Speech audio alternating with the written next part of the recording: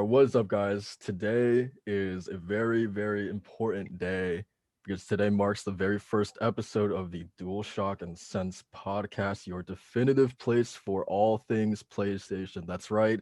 You don't have to go to any of these other PlayStation podcasts. This is the one that you want to be at. No, I'm just kidding. I'm just kidding. But with me, as always, to kick things off, I have two very, very great guest alongside of me. I have Macho. How are you doing, man? Good. What's going on, guys? It's Macho here from lordofgaming.net, assistant editor, and all things for reviews for Kingdom Hearts and Final Fantasy. What's going on, guys? Happy to be here on the first pilot episode of the Dual Shock and Sense podcast. That's right. I'm definitely gonna have fun with you. Just making fun of Kingdom Hearts, and you're gonna try to tell me why it's a good series. So Absolutely. I I can't got wait for all the that. best points for you. Cool, cool, cool. And then we also got the equally great Walter. How you doing, man? Yo, Walter. Oh man, I don't know about the Kingdom Hearts, man. Uh, I started off like a few months ago with Level One Gaming. I'm actually pretty new to this whole journalist and podcast thing, so treat me nice, y'all. Please bear with me. I'll get these points across. I'm a psych major, so we might get a bit deeper than we should. I'm see, ready. see, see, he will definitely like Kingdom Hearts. So we're already off to a great start. Yeah. For sure, for sure. He's looking for that deep narrative that Kingdom Hearts will provide. I Oof. got you. So yeah, I'll definitely have everybody's Twitter links and handles and all that stuff in the description below. These guys like truly do some great work on their respective sites, so definitely go out and support them. Um, so Macho, you want to tell us like what is the basis, like what we're trying to accomplish with this podcast? For real, let's do it. So the Dual Shock and Sense podcast is basically just a collaborative effort between myself, Jay here, and Walt to kind of not steer the ship in terms of whether PlayStation is a full-on negative place to be in, because we did notice there was a little bit of imbalance within the community when it comes to just sharing positive news and promoting PlayStation gamers and positivity throughout this entire community. And that's kind of just our goal, which is to kind of promote this positivity that's in the community and kind of have our place in it as well, because we are all PlayStation gamers here. We love the brand, we love the content they put out. So our mission really, or really just for kind of a reason for getting this podcast together, is to put a little more positivity into the community. We would love to also have our opinions out there when it comes to these games, because PlayStation is growing, great gaming is growing. If anything, the 2020 year and the pandemic really showcase how great gaming is for others, and we just want to be kind of uh not like icons, but more or less just kind of like people we can go to when it comes to PlayStation news and our opinions when it comes to the brand itself. Yeah, definitely. I definitely co-sign that for sure, man. And we're definitely gonna shoot to be PlayStation icons, man. I don't know what you're talking about. Nah, I'm kidding. I'm kidding. Baby steps, right? Baby Baby steps. steps for sure. And I actually just realized, man, that I didn't even introduce myself. That's how rough this first episode is gonna be, man. But that's the nature of the beast. I am your host. You can call me Jay or Soul. I write for three sites actually: the Lords of Gaming.net, Level One Gaming, and the PlayStation Bras. You guys can find all my work on those respective sites. So yeah, man, let's kick things off with a little bit of an icebreaker, man. So PlayStation releases like the last couple of years this sort of year in review wrap up that takes a look back at some of your stats of the previous year. And so like some of the stats includes like total playtime hours, what kind of days of the week do you spend the most time gaming. And one category that we are going to talk about is our top games in 2020. So we'll start from the bottom and work our way up. and we can each talk a little bit about, you know, these games, like how you felt about them, why you spent so much time in them, for instance, just things like that. So just as a little bit of an icebreaker to kind of see what each of us are kind of into. Um, so does anyone want to kick it off? Are you nervous to go first? Yeah, yeah, man. I don't want to put that bad energy into the universe again. uh, I mean, Well, you go first, man. You go first. yeah. I mean, I'm the most obscure. You two, I haven't really said anything about mine, but for some reason, I still managed for as much as I hate and love that game. I go back and forth. I put 100 hours one day, and then the next I just forget about it. I put 62 hours into Destiny 2. For some god forsaken reason, I still go back to that game. For as many ups and downs as it's been through. I've been playing Destiny in general since the beta. I guess it's just nostalgia at this point, but I don't know. It feels when I play it, it's not even I don't even enjoy my time there. I just do it out of pure maybe just respect to the game because it's still up and kicking. But I don't know, man. Were you a fan of the first one? I mean, sure. I don't know. That didn't sound too reassuring, man. I think it's more of the people I met along the way. Like literally, not to be super cheesy, but I met so many great people that right now I can call like longtime friends over there. I just play maybe for the sake of just reliving those memories. I'm not that old either. I'm not like 50, but like I still, you know, you gotta remember that each day you gotta be the best that you can because the next day it'll all be just a memory, man. Like just gotta make the best out of it. But are we gonna do all our threes, or are we gonna all tell our threes and then move on to the next one? I think we should go like so you finish like you do all your three in one go, and All then right, you got it. yeah, go like that. No, number two, which it's number two and how many hours I put, but it's actually my number one game of last year, and that's Yakuza Like a Dragon. I put in Nice. 143 hours into this game. I platinumed this game. I fell in love with this game. I wouldn't say it's my number one out of the Yakuza series, but it's definitely on my top three. Damn, really Oh interesting. yeah. Oh yeah. No, the approach they went with, the turn base, the multiple party members. Oh man, the story really immersed me. Yeah, so let me ask you about that really quick. How did the turn-based combat like compare to not only like, you know, the classic kind of beat 'em up combat of, you know, previous Yakuza games, but like did it feel similar to like a Persona style turn-based combat? Honestly, yeah. It in terms of how it was executed, obviously it has its own Yakuza flair, but the way they approach the turn base, the UI even, it does feel like it's Persona 5's like soul in there. Um the even to the summons, even though you don't really have summons in Persona, you have the personas, but in this case you have what's called pound mates, and it really does feel like the Yakuza equivalent of a summon, so you would call it. Um it Nice. really I really feel like if they keep going this route for the next, I don't know how many years they're gonna keep doing this series, they're gonna do just fine. They already found their West audience at this point from from their origins. So Yeah, for sure. I'd say they really stuck the landing with this one. Man, I just want to say how happy I am for that studio because like it feels like their breakout game was Yakuza Zero. Like that felt like the first time that series like finally kind of, you know, broke mainstream, like, you know, kind of mainstream or whatever. Right. Now you're seeing it kind of ending up on all these different platforms, and the games are selling really well as well. And I don't know, I'm really really happy for that studio because it's like they're no longer niche. Like Yakuza feels like a household name now, and I think that's pretty cool. Oh, Yeah, for that's sure. that. Yeah, that's awesome actually.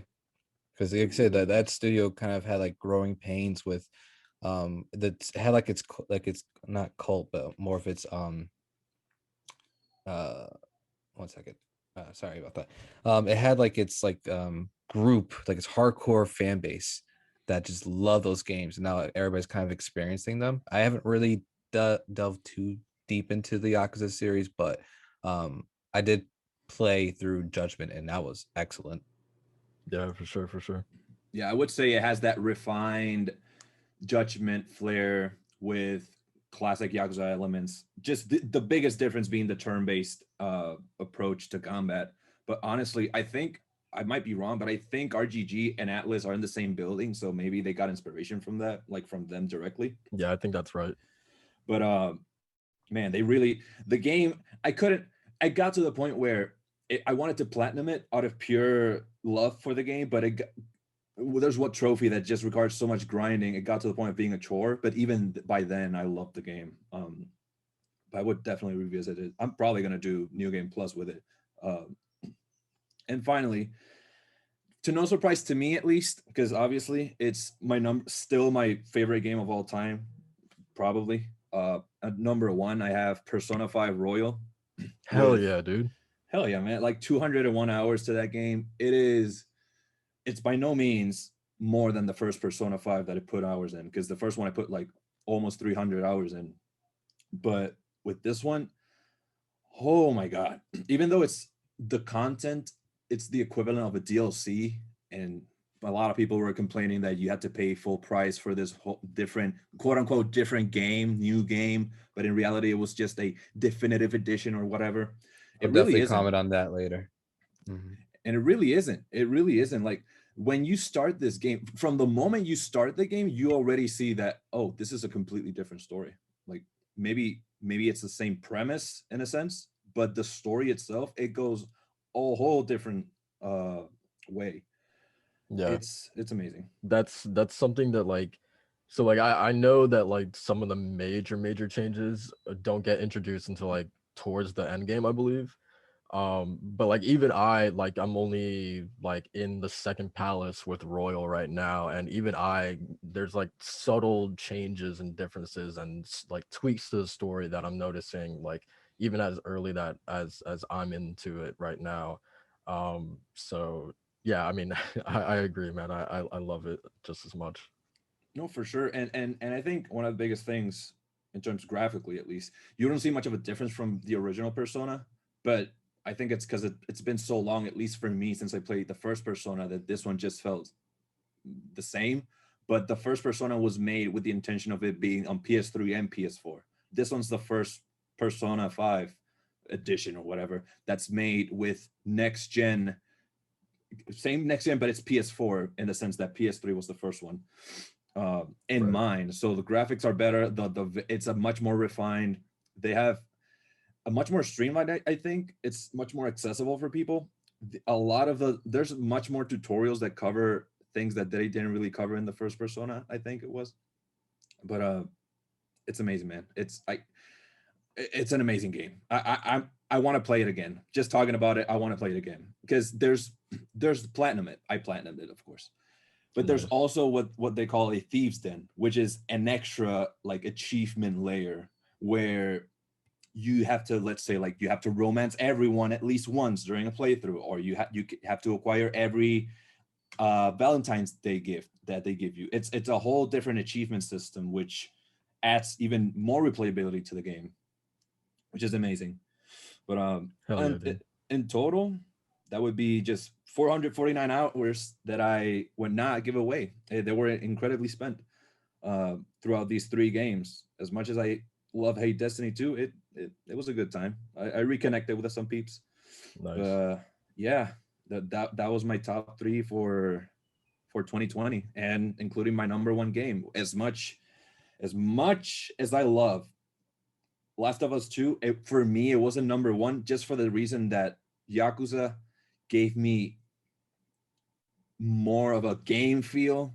Last of Us was more of a experience, not so much of a game. It was more of a story of a narrative experience, while Yakuza was more of a what you call traditional game. It felt much more gamey in a sense.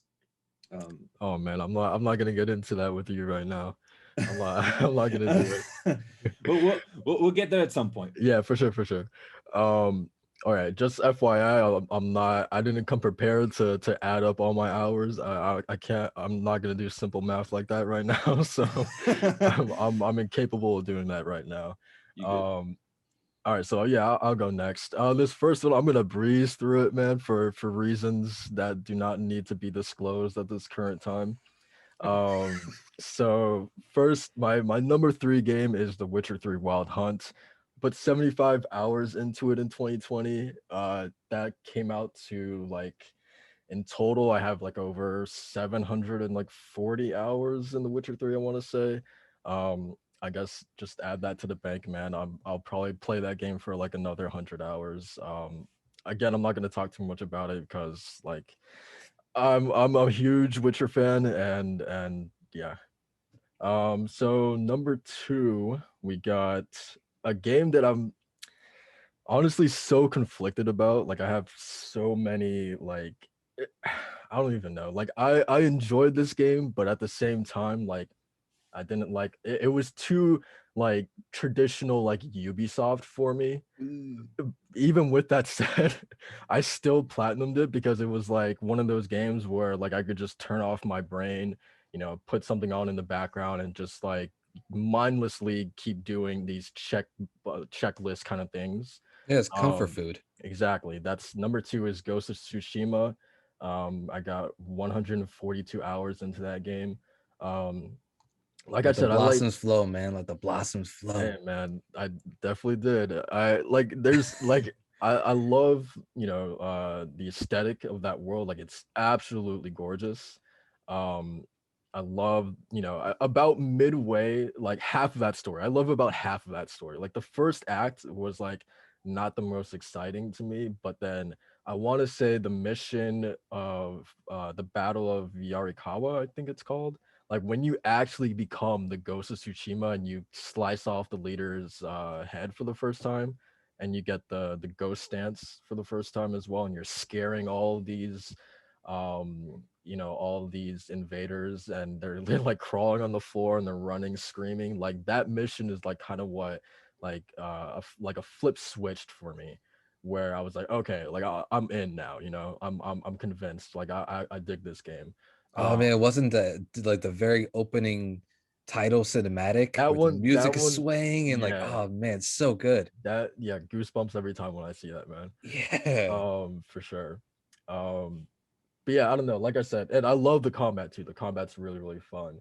Um, but yeah, I don't know. Like I feel like a lot of the mission design, like just like the classic, um, just the Ubisoft formula open world was just kind of like I love how what. that's the term. Like, I love how even you hear so many people like call it the Ubisoft stench. It's like, oh, it got Yeah, has that Ubisoft like little that taint in stench. Yeah, dude. It's got that stench, and it's kind of the same way, like kind of like how I feel about Horizon Zero Dawn. So like I really hope for these games like sequel Interesting. that they can I don't know, have a more like organic open world that isn't littered with sort of like checkbox things, right? Like find you have 2 out of 89 fox dens or whatever, like I don't necessarily want that.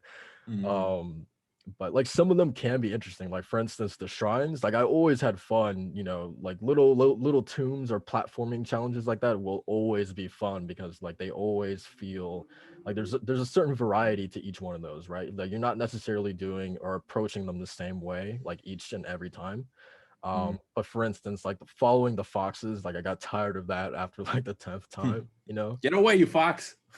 Jesus. Yeah, but Yeah, again, like I get I definitely get like the whole we kind of need to break like this trope of like certain open world games that have like kind of like these lists to go by and check marks to or box to check off and stuff like that. But the one thing for like for me with PlayStation games when they try to approach open world games is they always have one or two identifiable traits that really stand out. For Ghost of Tsushima, it was the environment, which is gorgeous, and it just you want to be in that world because it looks beautiful and yeah. it's incredible to explore. And then with Horizon Zero Dawn, the complete mix of a rugged wilderness with high tech there are dinosaurs is like super cool to me. So like that beyond like the open world stuff, which I love open world games.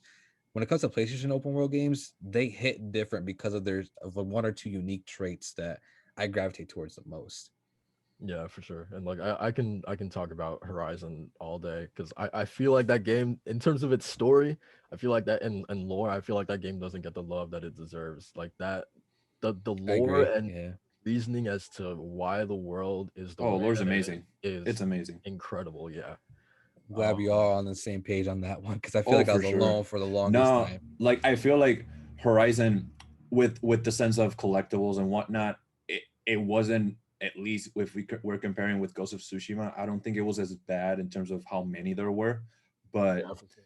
I think that collectibles succeed when there's a reward, not in only completing the list, but in each individual collectible. Like let's say Spider-Man Miles Morales, there's these what were they collectibles that gave you like a little dialogue about the past or some situation that Miles experienced with a friend, or like those little tidbits, or like Dark Souls where each item has their own lore attached to it. Like I feel like when they attach significance to each collectible, it stands out as, oh, I want to complete this, I want to get every collectible. Yeah, it's like the BioShock effect, right? Like that game, BioShock is incredible for what it does in storytelling because of the radio recordings that you pick up or whatever they're called. Mm-hmm. And same for with Horizon. I think there are some recordings you can pick up which you hear different kinds of administration from back. No spoilers, or whoever hasn't played it. I don't know if you played it or not, but there's scientists in that game for whoever doesn't know. Yeah, because where's it take place in Seattle? Is I it think it's like Seattle? Colorado, I think. Yeah, Colorado. it's Yeah, Mm. yeah. somewhere. Because Uh, then Forbidden West is gonna be like towards the West Coast. ooh, Oh yeah. You're right. You're right. Yeah. Mhm. that was gonna be so good. I But hope. yeah, like I definitely agree that I prefer collectibles that actually have like some like narrative, like tie-in or like importance, or like they add like a new dimension, or they just add something in general to the character. Like you get a deeper understanding of the character and the world. Mhm. So yeah, like in Horizon, I'll always remember sort of there was like these viewpoint things that like you could stand by this cliff or whatever, and you could look at like say this old Colosseum, and it would show you an image of like how it looked like before the fall of the world, right? And it would be like this guy just like talking about it or something like that. But yeah, Whoa, remember just that? yeah, Give yeah, me just chills. yeah, just things like that. I really like in my open world. So like I guess what I'm trying to say is that you compare that to Ghost of Tsushima, and it's like I'm not really getting much out of going to a fox den or like doing a haiku, no matter how cool it is at first. I I forgot get about those. yeah, I get I get tired of it, man. Why? Flowing Um, water, like Why do yeah. you get tired? What does it feel like? No, I just get tired of like man, it came to a point where I was just like, you know what? I don't even care what I'm picking. I'm just pressing X. The Skip, first skip. option. Yeah, the first option that comes up. When I was trying to get that trophy, that was exactly what I was doing, man. I was just like, okay, X X X X. Shout out to Sucker Punch, man. Yeah, for sure, man. They've come a long way, man. I still think, and you might call me crazy for this, I still think Slide 2 is their best game, but we I'm don't need. with you. I'm with you. Then Oh come hell on, yeah, let's start this Slide 2 gang. Let's do it, I bro. might hell be yeah. the outlier here that has never played a Sly Cooper game. Oh man, Ah man, you gotta do it. I yeah. think you do it on PS Now. Maybe the Slide collections on there if PS Now is a viable option. Yeah, for Oh, like I a few might check months. it out there if it's on PS now. Yeah, go for it. Go for it. Yeah, It's a little it's dated. It's dated. It's a PS2 game. But sure. as far as what it offers as an action platformer, with a generally interesting story and lovable characters, yeah, Listen, it's worth a man, play. I don't mind dated. I've been playing Persona 1 on the PS Vita, so I don't mind dated. Oh man, you have patience. You It have patience, sir. it is, and let me tell you, it's rough, but oh my god, it's good. Like I'm enjoying my time. I'm enjoying my time. But regardless of past games, then what would be your number one then, Jay? So number one, I spent 164 hours in Neo 2. Um, this Wow. yeah, Dang. this is surprising to me because I'm not a Souls guy. Like to be honest, I started my first Souls game I started and finished in 2019. And then I actually might have finished it like early 2020 actually. Bloodborne. Yeah, Bloodborne. Gotcha. But when I finished that, I was like, man, I need like I have that fix to play like another one, you know? And Neo 2 was right around the corner, and I was like, okay, let's give this a shot, even though I hear it's way more difficult. And yeah, it was. It definitely was. Like that game is brutal, man.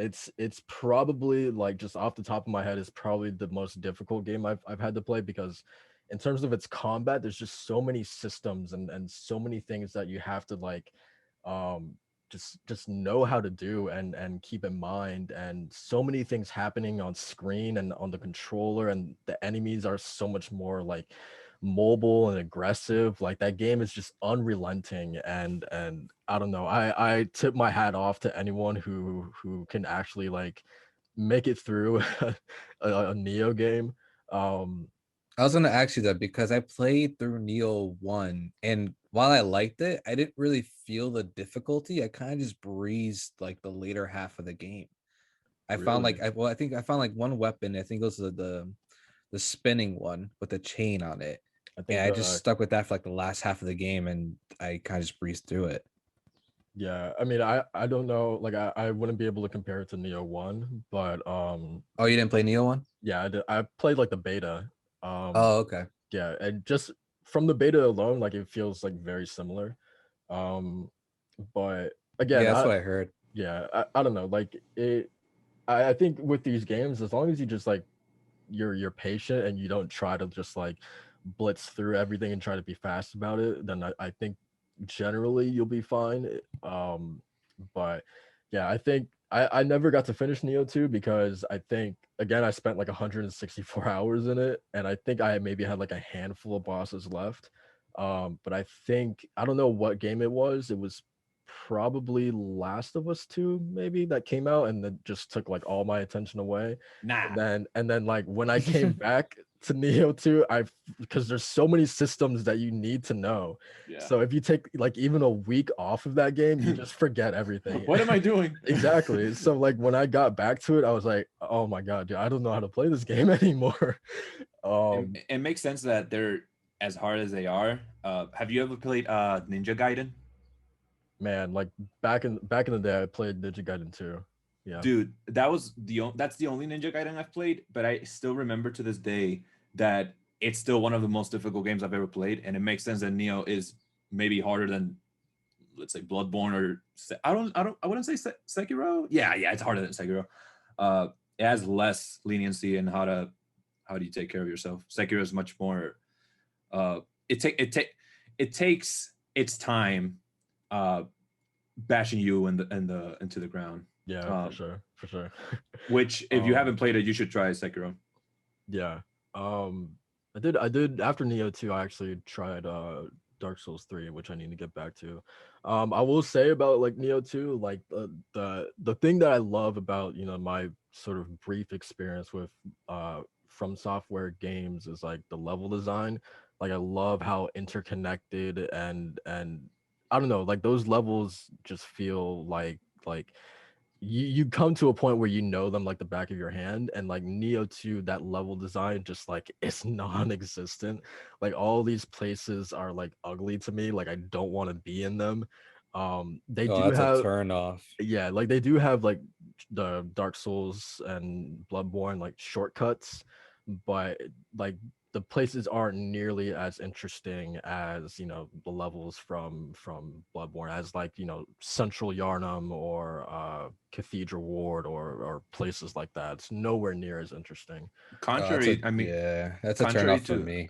no, Yeah. for sure, and like contrary to Souls games, at least, I think any Souls game you play, and it's designed in a way that wherever you go, it will feel as natural as it can when you transition from place to place. Neo, on the other hand, you have to go to the map, choose the next location, go to the map, choose the next location. It's not Yeah, as for sure. interconnected, you know. Exactly. Yeah.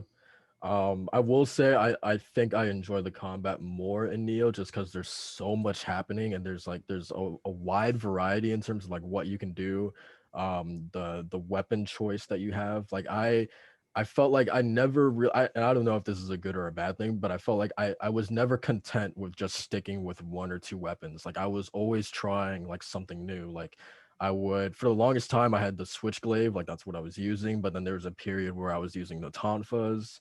I dabbled with the dual swords. Like there's just like a lot that you can do, and each weapon has, you know, their own different combos and attacks that you can do with them. And then on top of that, there's also ninjutsu and Omeyo magic abilities that you have. So there's just like so much that you can do that it feels overwhelming at times. But even with all of that, I think the sheer variety of what you can do with combat and the gameplay, I think is why I would prefer it over a Dark Souls combat.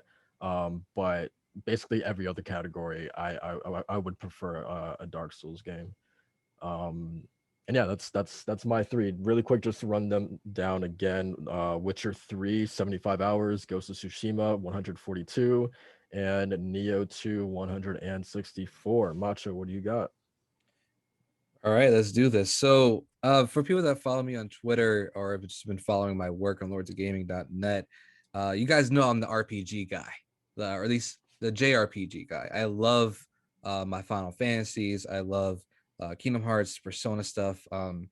I strayed a little bit from those games throughout the past couple of years because I've been trying to play more other games that are just not RPGs because they do take up a lot of time. And of course, the older you get, the less time you had to actually game.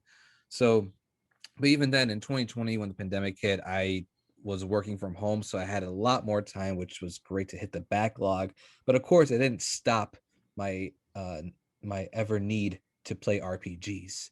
And of course, there are a couple of ones in 2020 that were monumental for us, especially for us Final Fantasy fans. So number 3 comes in at 95 hours with a total of 2 playthroughs. Final Fantasy 7 Remake. People will know that I love Final Fantasy, man. It's my bread and butter when it comes to JRPGs. It really got me into the whole genre itself. The voice acting is incredible. I was lucky enough to actually meet the voice actress for Aerith, Jesse, Tifa, as well as the voice actor for Biggs at PAX East 2020. That was just an awesome experience to kind of get their reflections on voicing the character and to actually see that in the game when you play it for yourself is just incredible. I can go on and on about Final Fantasy VII Remake because it just did so many amazing things right for me as a fan and just as a gamer in general.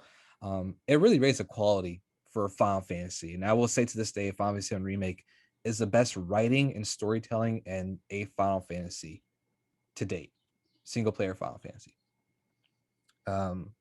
Yeah, so that's kind of, again, I can go on about Final Fantasy VII Remake, but yeah, that's where I stand on that. Number 2 is the one I think we're gonna have a little bit of contention with, Persona 5 Royal, with 119 hours into it. I I surely bought this game thinking that it was gonna be more of a defining experience from Persona 5 because I played through Persona 5 twice and actually platinumed it. So of course I was gonna play Royal, but I did not expect how similar it was actually going to be to Persona 5. I think I kind of overestimated what they were going to do in terms of blending in new characters and how prevalent that was going to be, and how much of their presence was going to be felt. That was going to feel like something new, and I didn't really get that until 100 hours in, which is something I really had a problem with. But yeah, I mean, what are you guys' thoughts on that? I mean, me being the one that did finish it, Jay said he's on the second palace, so he hasn't really. He's not Yeah, 100 hours in, so he right. hasn't. I do agree. I'm not gonna go here defending just because Persona 5 and Persona 5 / Persona 5 Royal is the best game I've ever played. Maybe, I don't know. I still have to think about that. I do think that even though it did have a new kind of story within its already samey story from the first one.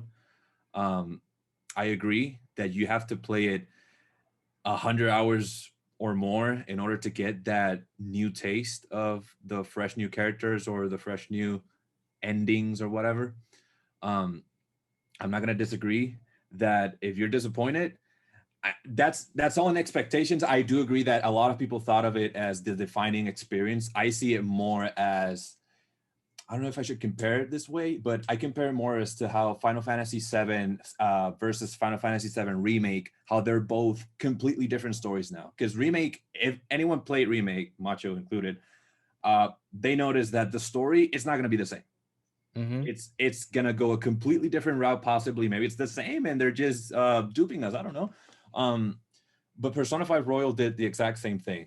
It did the same up until a point, and then it diverged.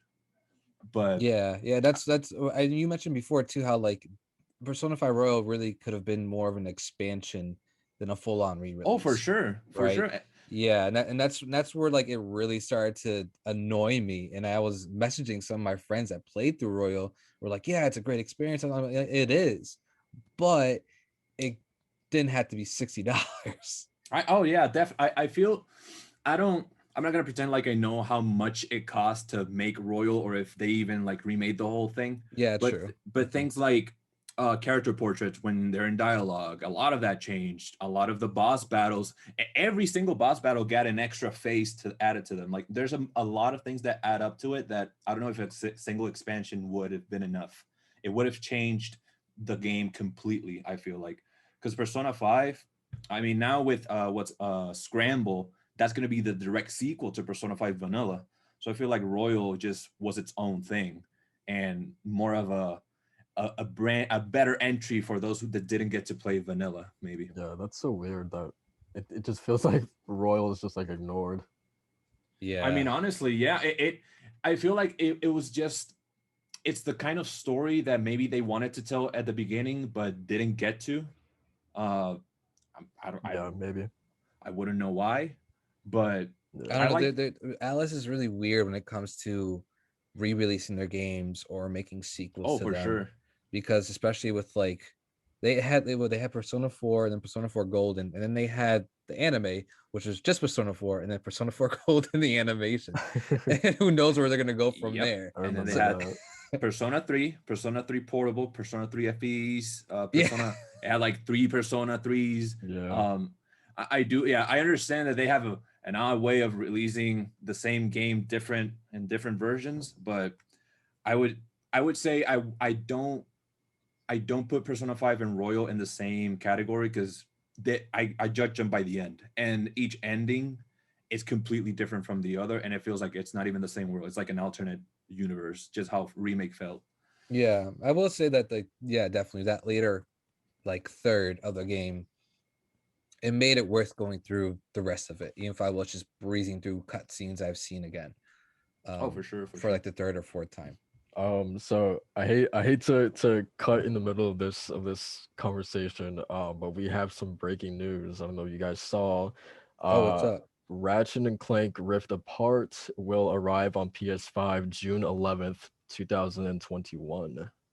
Nice. Yeah, Okay, man. cool. It's Okay. nice. So yeah, so what do you guys think? It's nice to finally have a date for this one. Like, so we know we just got off the heels of Destruction Allstars in February. And then soon following after that is Returnal, April 30th, I believe.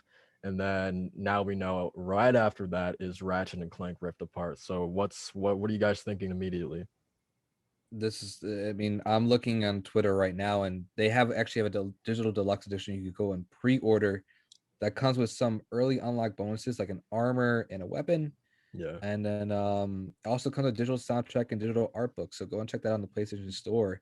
See if it's something you want to edition, and if you have the digital edition of PS5. It's yeah, man, let's do it. All right, June. Let's go sure. for it. Well, if your boy gets a PS5 by then, I'll be glad about this Oh, news. yeah. But so far, I mean, I'm as much as I like to, poke fun of it. I do like that a lot of these games are being announced when they are and been given dates, because it just adds more to the already great roster that PS5 is going to have. Yeah. Even though there's only like a handful of games on the PS5 that really are really worthwhile, but they really Yeah, stand out. Yeah, man, for sure. Ratchet and Clank is absolutely a standout exclusive, Yeah, for sure. So like, and it's looking fantastic too. Oh my god. yeah, definitely. So I mean, I guess this kind of begs the question. So like, um, two of sort of PlayStation's biggest titles are like without a doubt like pinned down like 2021. Yes, they're coming out 2021. What do you got? I think honestly, I think Horizon Forbidden West, like I'm 90% confident that is coming out because they've had 4 years to work on that game. I feel way more confident about that versus obviously God of War. So like how do you guys feel about those two games? Do they make 2021 or not? God of War, no. Okay. Horizon, I would say yes, just because, like you said, it's been around 4 years since they released Forbidden, or not Forbidden, for Zero Dawn, Horizon Zero Dawn, and then the expansion that came like a year after that, I think, or a little less than that. No, Um, it actually came out the same year. I remember okay, that. then yeah, Yeah, yeah, yeah. there you go. As long as they, and the thing is, apparently it's going to be a cross-gen game, so I think it's just more of just turning up the bells and whistles for the PS5 version. But again, I don't know anything about game development like that, but you have to assume it's at least like that if it's going to be a PS4 game as well. Yeah. Yay! I'll be able to play I it. See, w- Jim Ryan's thinking about you. yeah. Thank you, Ryan. I was like, why is he saying yay? And then Because it's you know, I'm assuming I'm just gonna assume every day I'm assuming that I won't get a PS5 until like the end of the year, which I'm trying to be, be harsher than I should, because there's just I can't find them. I can't. no, I find out that they're in stock 10 minutes later, and that's already too late. dude, even less than 10 minutes. Yeah, like the first seconds, Yeah, for literally. sure. Yeah. Okay, so yeah, that's I'm really happy that we finally got to, that information because like it's been too quiet, man. I need some food and this fed me. I feel, satiated at the time. Yeah, man. I'm gonna keep it, even if I'll die on this hill. I don't I'll say it for my own sanity, but I do feel that either the spring or summer there's gonna be an announcement on either Elden Ring or Bloodborne 2, hopefully, and that'll be the big reveal of the year or whatever. Because yeah, God of War, great, we already know that's coming. Forbidden West, great, that's already coming. But Bloodborne 2, man, it needs some love. It needs to exist. I know Miyazaki has it somewhere. It's somewhere. You've seen it? You've been to the office? I've been there. George Martin, he called me. He said, "Hey, I'm working on Elden Ring, but George Bloodborne Martin 2, has a phone. He has a phone. he has a phone. It's super old. I have access to it. Man, I Yeah. thought he was going across the street to the telephone booth or something. He Nah, gives me nah. smoke signals. No. He uses a BlackBerry, man. with No, the flip keyboard and everything. but Yeah, legit, yeah. I don't see God of War coming out this year, but I do see a trailer dropping this year, at the most. Oh yeah, for sure. I Yeah, think I so feel we're too. gonna get like a nice graphical showcase Oh, for sure. And rather than just like a full on trailer, or maybe even something like Resident Evil 8 where they had kind of like a graphical showcase to show how that game's going to look and feel. praise her. Maybe Yes. Yes. yeah, maybe we might get the same for God of War to kind of tide over people on the fact that it's not coming in 2021. Well, again, not definitive. We don't have any, proof of that, but it's just all speculation. And like I don't know, like I've thought about this for some time about like whether or not, God of War is going to be cross-gen, on PS4, PS5. And I think it will be just for the sole reason, like to me, even though like I don't want that to be the case, like I want it to be only on PS5, right? Obviously. But like it makes absolute sense because like there's not like Sony has only sold what 4.5 million PS5s so far as of December. You would like let's say God of War does come out in like November, and so by that time, let's ballpark estimate, let's say they have 11 million PS5s out in the wild. Um and I just don't think that there's enough units out there to release a big, tentpole title like God of War. Like I feel like it makes sense that they would want to sort of like get as much like recoup that cost as much as possible by putting it on as much platforms as they possibly could, and that means the biggest install base, which is the PS4. Like I feel like with a title like that, they can't leave that behind, as opposed to a Returnal. I think that kind of does make more sense because it's a new IP. I feel like they can do that with that, but God of War, it's one of their flagship titles, and they need that to sell gangbusters. So I don't know how you guys feel about that. I would hope so. I mean, I would hope so that they go that approach, because statistically, we have a statistic right here: 1 out of every 3 people don't have a PS5. So Yeah, having that much accessibility, I mean, and you're one of those, right? yes. I'm the 1 in 3. What do you think, Macho? Yeah. I want to be selfish. I want to be like, PS5, let's go, get the rumbles in there, get the nice visuals, and of course that smooth 60 FPS. Let's get it all in there to make sure that product can be the best it can be in the time that it's made. Yeah. But then again, I can't be selfish in that sense, because like you guys are saying, there are so many people with the PS4 still that just can't get a PS5. And who am I to say to you guys, no, you can't play this game because you weren't at this place at this time, and you didn't have this amount of money in place to get a PS5. That's incredibly selfish, and I don't think that's right personally. So as long as you guys get to play this, whether or not it is the definitive way to play a game, it doesn't matter. As long as you guys get to play the game, I think that's important. And with stuff like Ratchet and Clank, God of War, Horizon, yeah, you guys want to play this game and you should be able to play it. And if we get held, I don't know how to say held back, but if the exclusives get some sort of roadblock because they have to be developed for last gen, then that's fine too. I think that's, as long as people can have these games and there is another option to play them in a way that PS5 users want to play them, then why not? And as Yeah. long as developers aren't pushed to their limits, because we have seen before where crunch is a thing and developers are being overworked. So I think it's a matter of just managing time and managing, kind of having a good work-life balance, which is important. So as long as developers are okay with the two, then by all means. Yeah, for sure. I agree.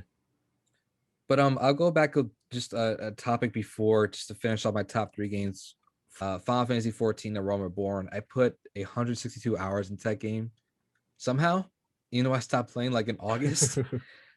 And I just recently got back to it in January. But yeah, I mean, Final Fantasy 14 is just such an amazing game. And we might talk about it later in the podcast, because it might be a topic of conversation when it comes to like the news are surrounding. But yeah, Final Fantasy 14, man, it's just an incredible RPG, MMORPG, wherever you guys want to identify it. It's I can't talk enough about how much this game means to me personally, as well as just a Final Fantasy fan. Yeah, if you I was actually watching the documentary last night about this game. If you have not checked it out, check out the no clip documentary on Final Fantasy 14, how it basically went from a crash and burn project into what it is now, which is a game with over 20 million registered players and is completely fruitful and has an amazing community. Definitely go check it out. It's on YouTube. It's free. So it's great. Just to go check it out. Dope. All right. So you want to go through all 3 of them again, just to refresh? Oh yeah, sure. So the top 3 were: number 3, Final Fantasy 7 Remake; number 2, Persona 5 Royal; and number 1, FF14 A Realm Reborn, which is basically all the expansion packs in there: Stormblood, Shadowbringers, all that jazz. Nice. That's a damn good list, man. Yeah, man. Over 800 hours so far. Final Fantasy 14 A Realm Reborn. So I love that game. Cool.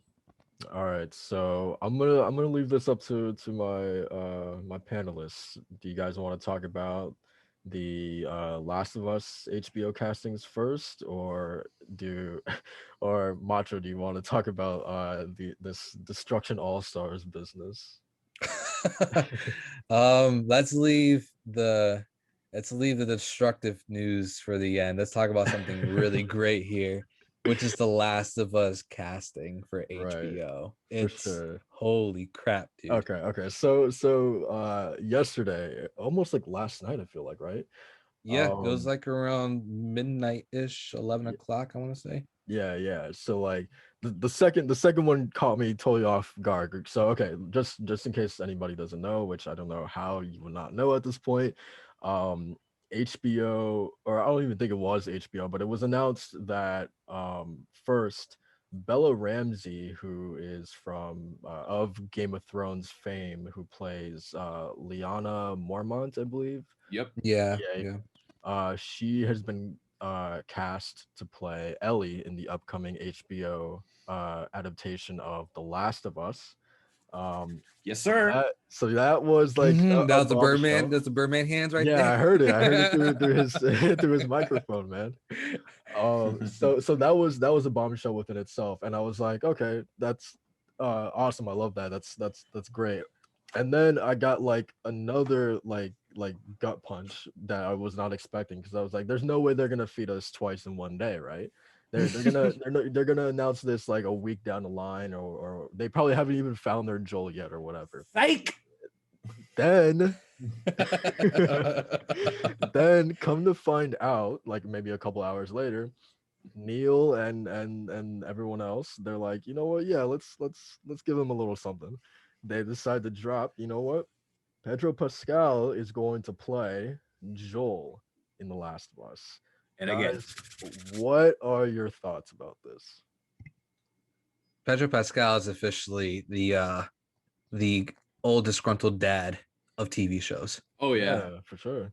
oh yeah. At first it was in The Mandalorian, taking care of little Yoda.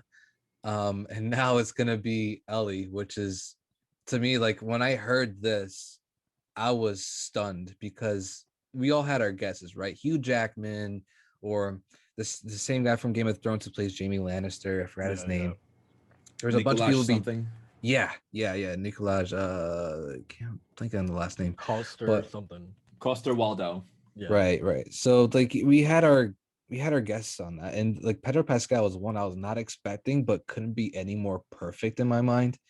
On top of that, it's just awesome to see a Hispanic actor rising up like this, and regardless of what Pascal is doing, he is at the top of the game all the time. So the fact that he even confirmed the news on Twitter, saying a quote from Joel, or at least from the game itself, that was just like, oh man, this is hitting a little different. So when I Yeah, see that him was on cool. screen at HBO, it's gonna be awesome. It's again, the Hispanic in me is thriving with enthusiasm from this news.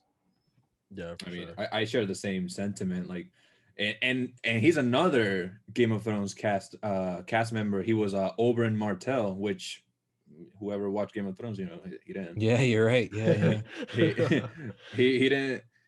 He lasted what he lasted. But he Let's was just say, incredible yeah, there. yeah, let's just say his ending was probably not, not the best, not the prettiest. Yeah, no, I don't think. Oh, dude, No, try. I saw the show last, but when I was reading the books, I literally threw my book when that event happened. I oh, was like, oh my gosh. Yeah, for sure. oh, yeah, it's brutal. I mean, the whole show's brutal. Well, we won't get that's a whole cat of worms in there, and we got some passionate opinions here. I think about that show as a whole, but the casting itself, Bella Ramsey. As soon as I finished the episode where it was her last appearance in Game of Thrones, which was the Nightwalker fight, I I remember I searched her up and I checked what else she has done, and I checked what was The Worst Witch. It's a British drama series, and for I feel like she has the perfect blend of viciousness and innocence that Ellie has. Because Ellie, being realistic, Ellie is being raised in a savage world, but she still has that innocence of a 14, 15-year-old. And I think Bella Ramsey is really gonna like do service to that. in The Worst Witch, she plays as this up and coming witch, Harry Potter style kind of witch that discovers that there's magic, and she's excited and she doesn't know what to do, and she's all kinds of joy and whatnot. But then Lyanna Mormont, and she's the savage. She's the head of the family, but she wasn't supposed to be. But she has no other choice. She has to take charge. I feel like she's gonna take charge in this series along with Pedro Pascal. And I don't want to.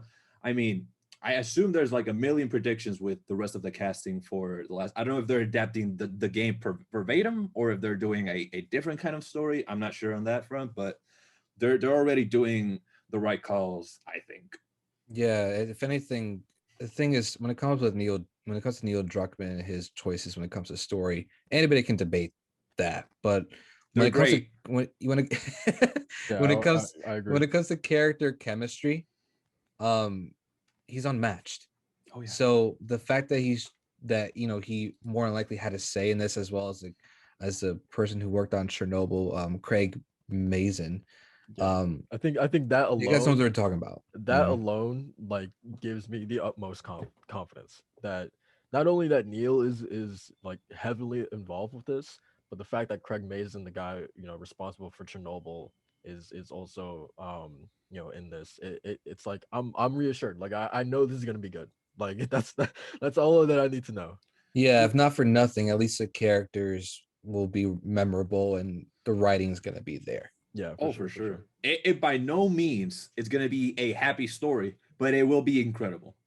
Because I mean, if we got the Chernobyl people involved, we got Neil involved, we got these amazing actors involved. Oh, it's gonna be, we're gonna be sad for a long time after it's over. But the experience itself, it's gonna be worthwhile. It's gonna be worthwhile. Do you think? I mean, depending on how they do this, do you think they're gonna set up?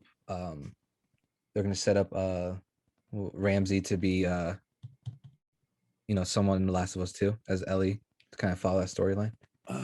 I mean, because I didn't play The Last of Us 2. I'm waiting, but I think it really depends on the time frame they're gonna cover. Because if they're gonna go with The Last of Us 2 with that kind of narrative, they would need obviously someone a bit older, unless Bella Ramsey by then it's gonna be as old as she's.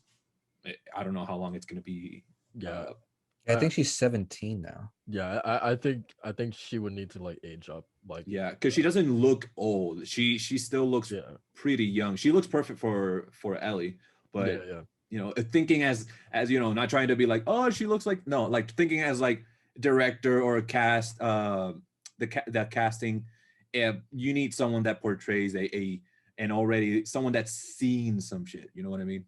Definitely, and that's why I feel like that this her being cast in this role, it's just like a match made in heaven, because I feel like Mormont, like she has that similar like hardness as Ellie, and I feel like you need that hardness in order to like naturally you need that sort of attitude to survive the world that is The Last of Us, and I feel like Mormont definitely has that. So I don't know, I felt like the choice was like a perfect match. No, I agree. And like and she can do the grittiness, and it seems like the cabin scene where she's reading the diary and she confronts Joel, like those scenes that show the child in her. I think Bella is gonna also do service to those scenes if they do them. Yeah, I'm really interested to see how they're gonna do Left Behind, to see if that's gonna be incorporated as like a flashback or anything of that nature, because she only really mentioned Riley in that house scene, as far as I can remember. At least by name. And then there was one. I'm interested to see what they're gonna do at the end. Mm-hmm. At the end of the game, she. Oh yeah, you're right. Where she does say the name again. Did she say the name in the house scene? I'm trying to remember. I played it last year, but I kind of just. Because I know at the end she goes, her name was Riley and she was the first one. Yeah. Oh yeah, you're right. That's the end of the game. Yeah. The cliffhanger of cliffhangers. Right. So such a great ending though. I guess like this begs the question, like, so now that we have our two like leads, casted, who do you guys think is naturally like the next character that gets casted. Like so, like obviously Joel and Ellie are like the two most like that is your anchor. Those are the two most important characters in this story. Who is like the next, like who comes after them theoretically that we hear about? Because I honestly don't know who you would announce next. Would it be Tommy? Honestly, for me, the first thing that comes to mind is Tess. She Yeah, is that's a an good pick. anchor for like the first third of the game. Yeah. And she kind of gives Joel that whole Drive. purpose, yeah, and the drive. So for me, it would have to be Tess. As far as the casting is at this point, I don't even know. I didn't really start thinking about it until you brought it up.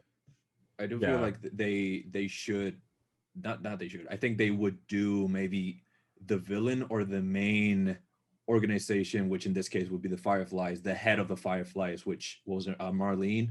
I don't know if they would do her.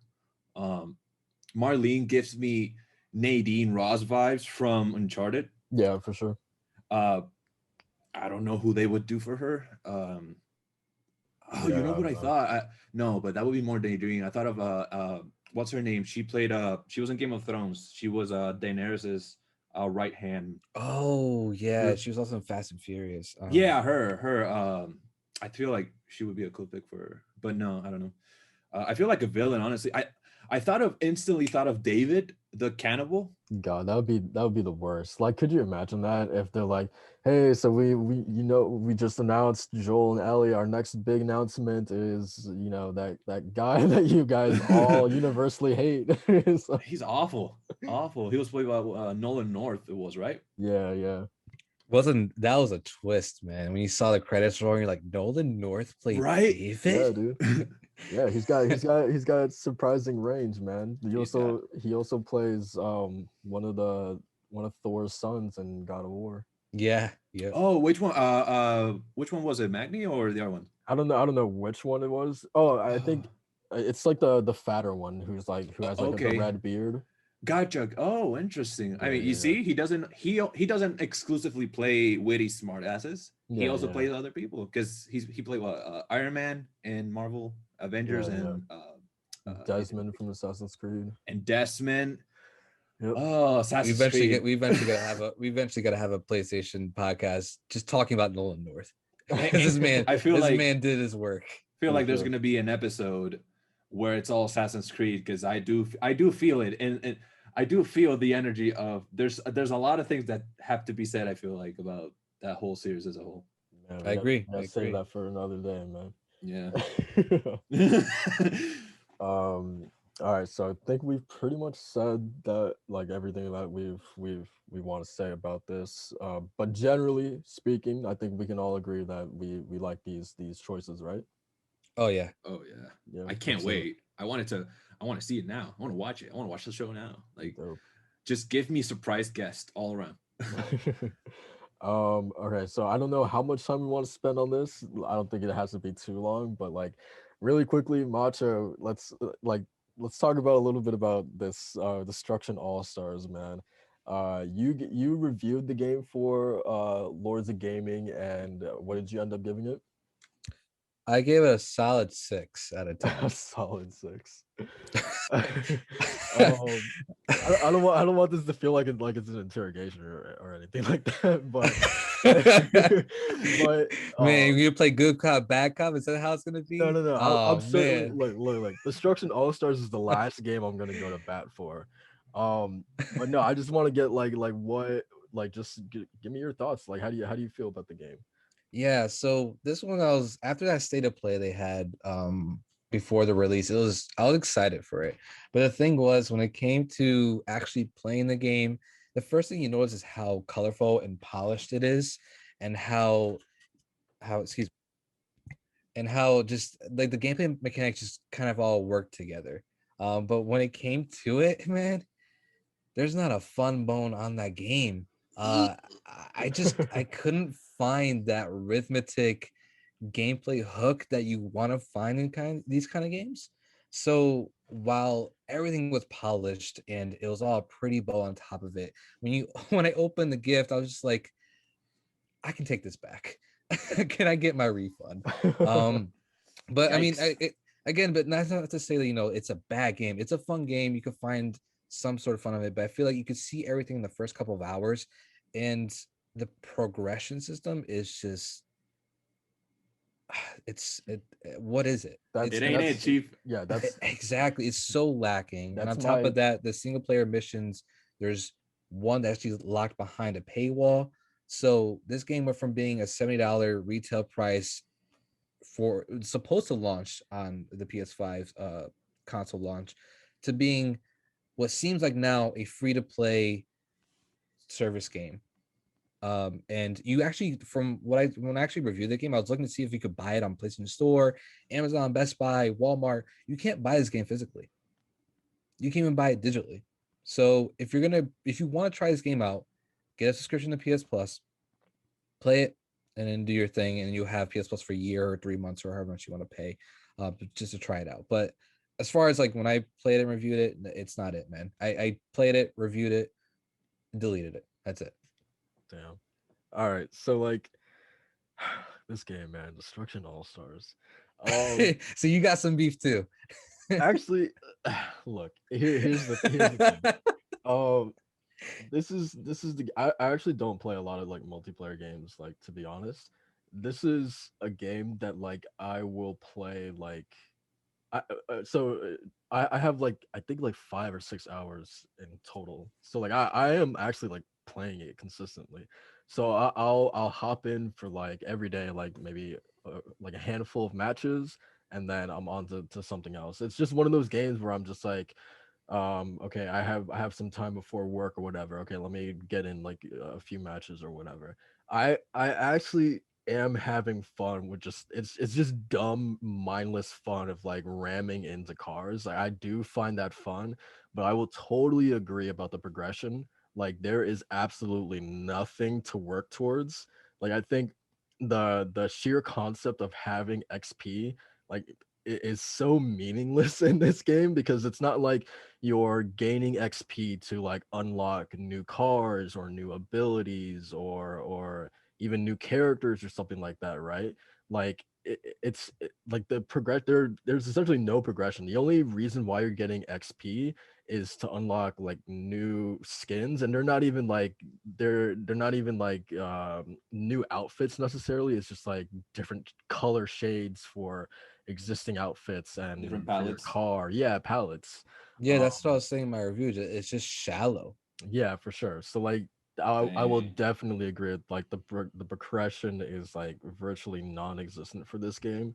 Um and then like another thing that I have to pick with this game is like the arenas are like so not necessarily bland, but they just all look the same. Like, there's nothing like too distinguishable about them. Like, they'll introduce them and be like, oh, we're in Tokyo here, or Barcelona, or London. And it's just like, when you actually get down and start driving around these arenas, it's like, what is that thing that like actually differentiates each arena from the last one you've already played? Like, and like I don't think it's necessarily there. So like I hope in the future that they do start to, add, crazy ramps or more sort of environmental hazards, like those spinning kind of blades or whatever. Like, I feel like I really need that. um so Yeah, like that's what I was saying too. It's just like if they're not careful and they don't add more stuff to do in the game beyond what's there in the initial launch, it's going to be PlayStation's bleeding edge. yeah, I agree. Like, I'm already kind of scared for them. Like, um they have been like doing updates and stuff like that, and it has, like, I've honestly noticed like a lot of changes compared to like when I played it day one. But yeah, I honestly don't know what they can do to retain or even gain like a big following, because like I honestly think there is like a solid foundation there. But it's just like, if they're not quick with these updates, then like this game, like you said, is going to be a bleeding edge. And that's just kind of like the nature of these live service games, man. Like, they just feel like those sort of like lightning in a bottle thing, that doesn't Oh, really exactly. happen Yeah. to every game. But yeah, I don't know, man. I really don't know. But Man, it's to kind of jump ship a little bit here. I'm on the PlayStation blog.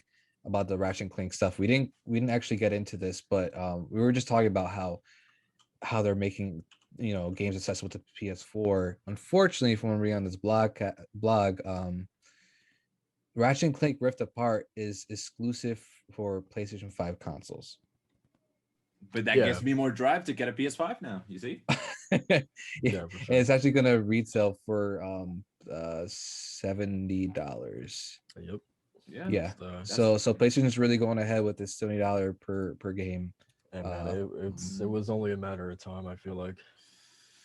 And it won't stop there, I feel like. Oh, definitely. I dread the day that people will look at a game and be like, "Hey, can I buy this game? How much is it?" It's just like 120. It's like, what? Yeah.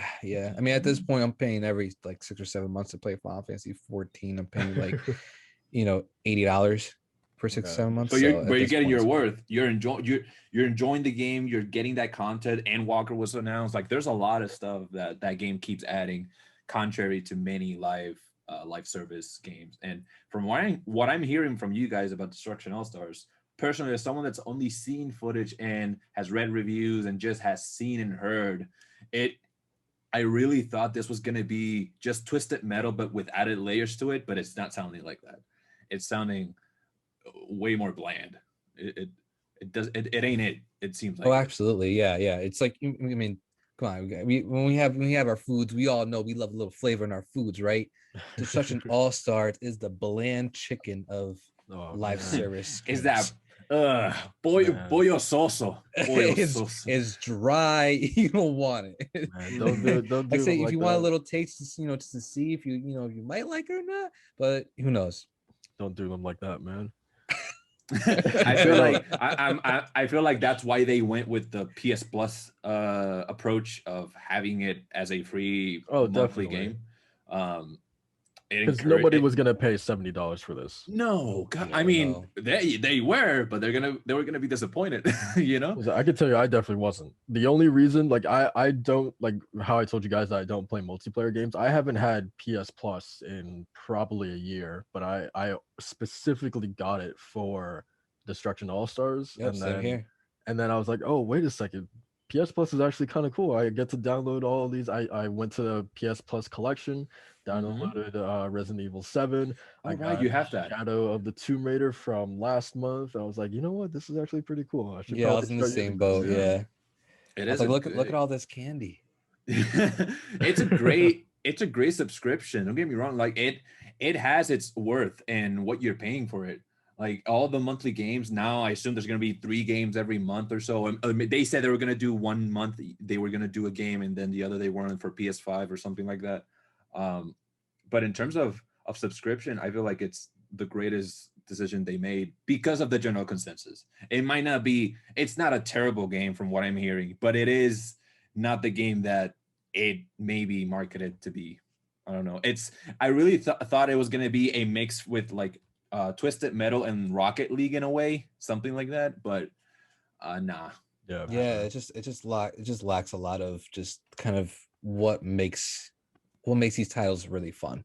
It'll get there. I feel it'll get there. Hopefully. Oh, for sure. I mean, only games that I can think about that have dreadfully just gone into the abyss in terms of as a service, a multiplayer service. The two that stick out to me are Lawbreakers and Battleborn. But that's only because they came out at the worst time when Overwatch was booming. Yeah. So and some people will ask like, well, why did you give it a 6 then? If it sounds like this game's like a 5 or 4. It's just really because everything works. It's the one thing about these products is that sometimes these games just don't work, and when they don't, you notice it. But with this one, the mechanics are sound. It has a great art style. The characters are diverse and have really great personalities. So there's stuff there that makes Destruction Allstars worth checking out. Whether you want to actually continue playing it is a whole nother story. Yeah. Agreed. It's good chicken. It's just not completely seasoned. I mean, that's a sound analogy, man. Honestly, I can't disagree with that. Okay, so we have been going for a while, so I think we're probably gonna wrap things up pretty soon. Macho, I know that I said we were gonna talk about because Final Fantasy is having like a concert this weekend, right? Yes, it actually, Final Fantasy VII Remake is having a digital Japan only concert on Saturday, where they'll have supposedly news on Final Fantasy VII Remake. Okay, so if there are, I mean, just for our next podcast, all the announcements and the information that we do get from that, I want you to inform the people. You know what I mean?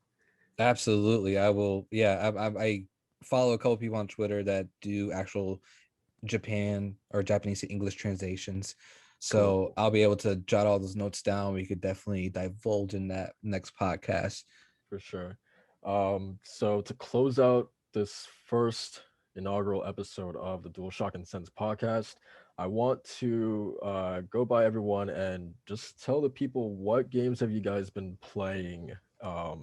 Like just right now, what's got your attention? For me, I've been bouncing through a couple things consistently.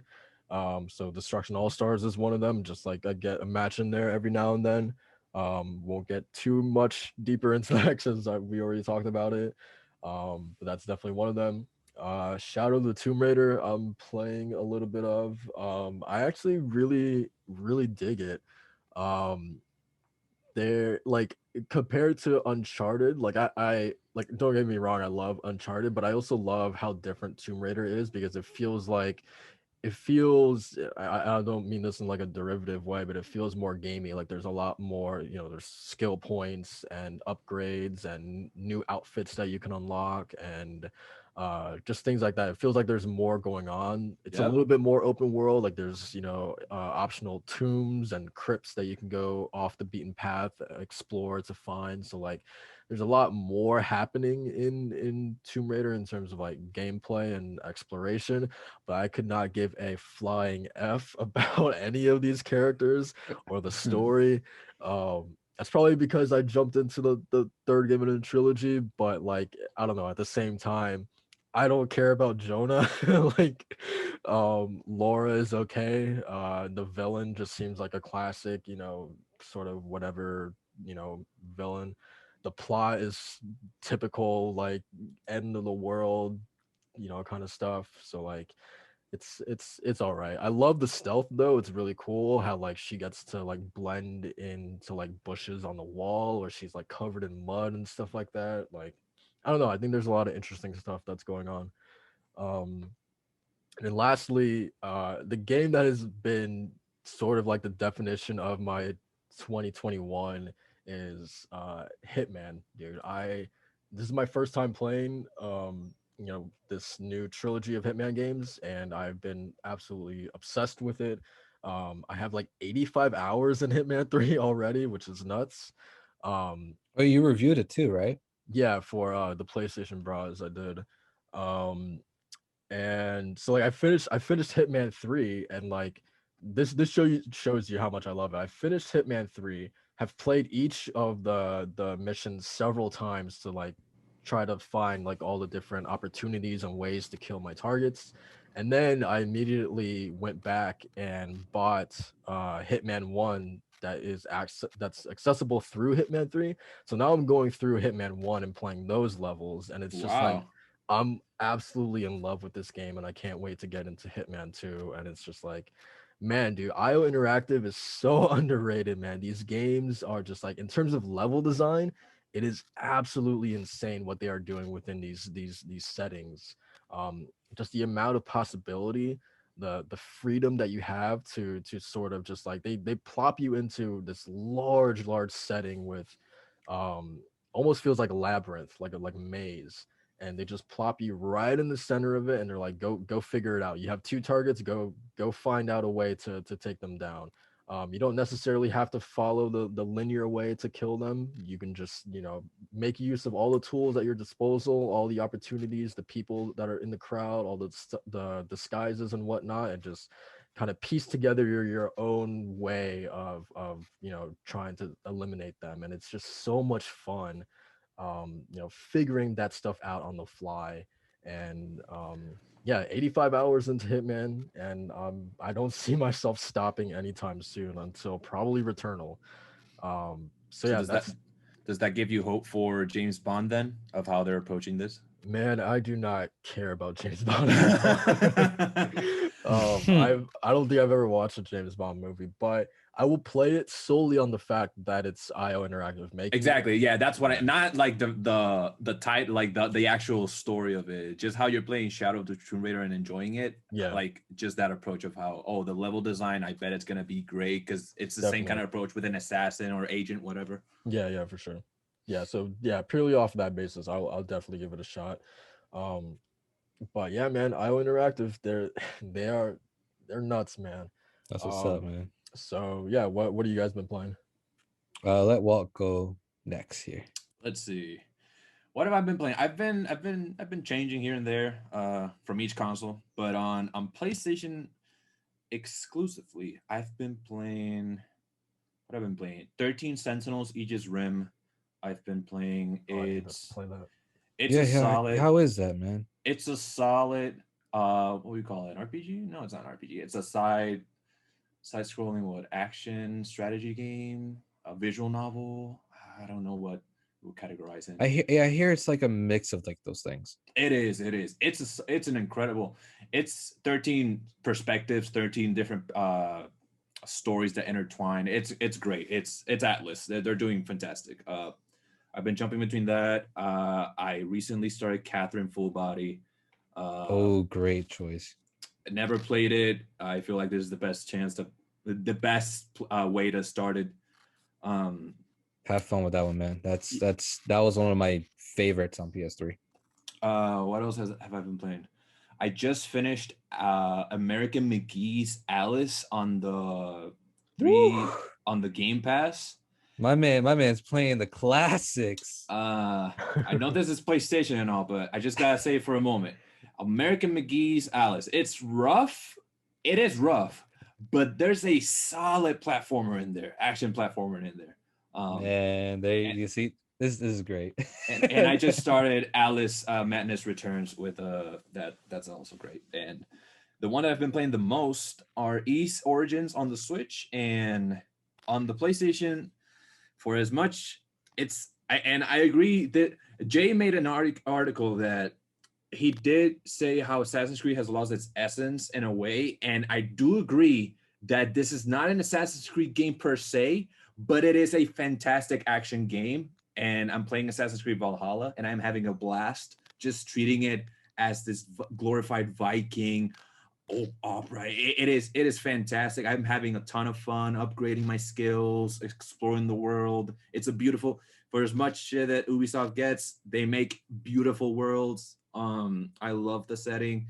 It's flat, like the terrain is flat. There's not much to scale on, but it is a beautiful game. So I've been playing that, and Control that I never got to play. I'm loving Control. Nice. What about you, Macho? So yeah, I'm playing through a kind of like a nice buffet of gaming here. My regular has been Final Fantasy 14 for the past month, which I've like put over like 130, 140 hours, which is nuts considering like the amount I'm working and all the stuff that I'm doing on Lords of Gaming and stuff like that, and just honestly, personal life stuff. But also I made it a thing that at the end of 2020 that I'll start playing all the mainline Assassin's Creed games, starting with Assassin's Creed 2, because I just cannot go back to the first one. It's a little too dated for me. And right now for the month of February is Assassin's Creed Revelations, and I am enjoying it a lot. I think reflecting back on it from I didn't really enjoy it as much, but I still had a fun time. I'm actually pleasantly surprised at how much I actually am having fun with this one, especially coming after Brotherhood, which was just that kind of gameplay was just awesome. And then Revelation is definitely toned back more, but the story is front and center. I'm really enjoying what they're doing with that. That's for the PlayStation side, more or less. But on PC, is all Final Fantasy 14, and I'm actually 50-60 hours into The Witcher 3, which on PC is, oh my gosh, it's mind-blowing. The kind of experience exquisite. You get. Oh, it's like prime dinner. It's like oh, yeah. it's like you get Yeah, man, it's fantastic. It's that Witcher 3 experience on PC is, if you have a gaming PC, you're able to run Witcher 3 and run it at like a really good high frame rate with the quality and the mods and all that stuff. It's fantastic. And also Death Stranding was once a PS4 exclusive. Huh. I was tired of waiting for that PS5 update for it. So I decided to get on PC, and I'm actually really enjoying it. I love Kingdom Hearts. So you guys know, like, I love kind of like a cryptic story that kind of had like meta meanings and stuff like that. So I'm Yeah. really enjoying Death Stranding when it's presenting. And while yes, it is definitely a walking simulator, I find it very immersive anyway. Yeah, for Um, sure. yeah, it's a, for people, when people say that there's not enough variety in games anymore, that everything's kind of copy and paste. Death Stranding is that one where either you're gonna love it or you're gonna hate it, but it Definitely. is different. So regardless, give it a try. I know, for people that are, that are familiar with kind of the crumb side of YouTube, Solid Rev, he's been a kind of a veteran YouTuber around those parts, and he's a straight up Call of Duty, FPS kind of guy, but likes to delve into certain, other action games. And even he liked Death Stranding and put it as his game of the year. So I think, if anything, even if it's something you might not like from a YouTube video, try it out anyway if you can. Death Stranding is definitely it's unique and something I'm enjoying at the time. Yeah, that's a game that like I liked enough to actually finish it and see through it to the end. But that's a There you game go. that I'll probably never return to. Like I'll never like That's that's fair. yeah, that's one of those experiences that I'll play through one time and it's like, okay, like I got what I needed from it. And yeah, Up until now, I still remember you posting how the last scene is like 2 hours long, and like it was like a whole movie. that Like the was that was something that like I remember seeing on like God, like Reddit or something. It was like a rumor before the game came out. So like I posted it and I was like, oh my God, dude, no way. was it as long? I don't think it was. Like Because I haven't yeah. finished the game, but I'm not enjoying it. It's just I haven't picked it up because there's so many games in between that. But Yeah, it was definitely no like 2 hour long cutscene. That was some BS. okay, yeah. Yeah. I'm literally just taking my time with it because For sure. I'm done rushing through games unless it's like for a review or something. Then I'll save my palate for that. But when it comes to like games like Death Stranding, we're like, don't rush through it. Take your time. So like, Yeah. a couple hours every other day or so, or a couple of times a week is fine. The games are not going anywhere. Yeah, for sure. Yes. Okay. And with that, I think we are going to call this the end of the first episode of the DualShock and Sense podcast. Woo! Um, Yo. yeah, this felt good to finally do, man. Let me just say. Um, and like I think it's really cool that our first episode we actually had news breaking like in the middle of our show. Like I feel like that's such a rarity. Like when would that ever happen, you know? I Thursdays like are a good time, man. I Thursdays are a guess good time. so. Like the biggest thing I was afraid of was like in terms of us like figuring out time of when to do this was like, oh crap, like what if we do this too early and like let's say like I don't know, PlayStation acquires Square Enix and it happens like an hour after we record our podcast, or like you know what I mean, or some big news happens on a Friday when we already recorded on Thursday. So I'm Yeah, I glad feel like that it's like gonna happen. yeah, so like I don't know. I'm glad that like the big news of like the week, I guess, happened while we were recording. Like that's pretty cool. Um Yeah, I mean, as far as that too, I mean, we're still trying to figure out timing and recording and stuff like that.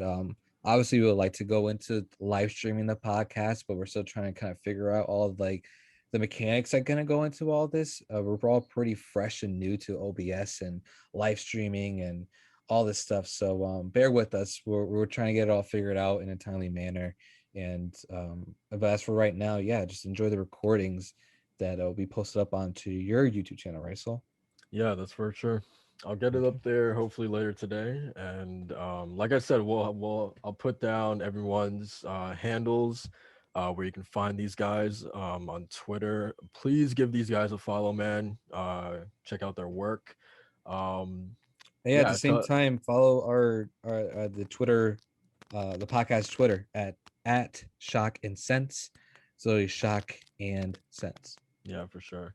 Um yeah, so I guess that's pretty much it. You guys want to quickly plug anything before we head out? Not really. Only thing I would like to plug is just for people that do want to experience one or the other. If you want to give Yakuza a chance, check Yakuza 0 or Like a Dragon. You won't regret it. Nice. What about you, Yeah, Macho? man, and yeah. So thank you for watching the episode, guys, for the pilot episode of the DualShock and Sense podcast. It was a pleasure to do this, and I can't wait to actually for this to be a thing weekly. It's gonna be a ton of fun. 2021 is gonna be big for PlayStation, and we're all excited. So jump aboard with us. Let's have some fun and let's stay positive. Yeah, for sure.